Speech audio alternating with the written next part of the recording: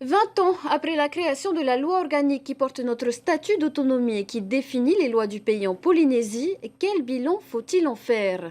À l'occasion du colloque sur le législateur polynésien hier à Taraheuil, de nombreux juristes, universitaires et élus se sont penchés sur la question et sur l'avenir de ce statut. Les détails avec Esther Cuneo et Mereteato. Souvenez-vous, en 2004, quand la loi du pays, avec des guillemets, et qui s'appelait Acte, dénommé loi du pays, etc., on nous a dit « mais vous êtes les Polynésiens, vous vous êtes fait avoir, on vous a donné un gadget ». 20 ans plus tard, la loi du pays a pourtant démontré qu'elle était loin d'être un simple gadget. Si elle n'a pas la même force qu'une loi nationale, elle présente le même potentiel.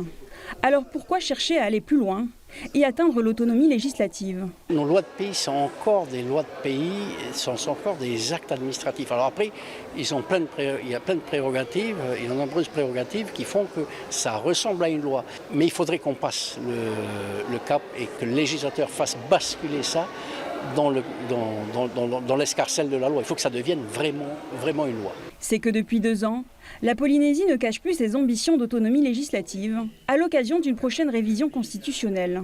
Or, à la sortie des accords de Nouméa, la Nouvelle-Calédonie est sur les rangs. La Polynésie a-t-elle intérêt à prendre le train en marche et s'inspirer du modèle calédonien? Oui, la piste calédonienne, ça peut servir de support à la réflexion.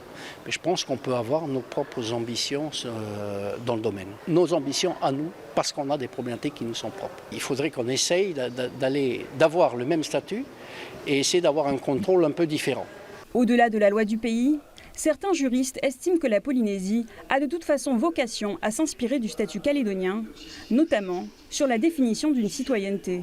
Le statut polynésien, il a beaucoup de qualités, mais on le verra dans le colloque, les Polynésiens n'échapperont pas à la définition d'une citoyenneté, c'est-à-dire une définition du périmètre du peuple polynésien. À la fois, s'ils veulent exercer vraiment une compétence législative, la loi doit être l'expression du peuple polynésien. Et ensuite, s'ils veulent à terme récupérer leurs droits ancestraux sur le foncier. Au-delà des questions foncières ou de protection de l'emploi local, la définition d'une citoyenneté pourrait également ouvrir la voie à un référendum.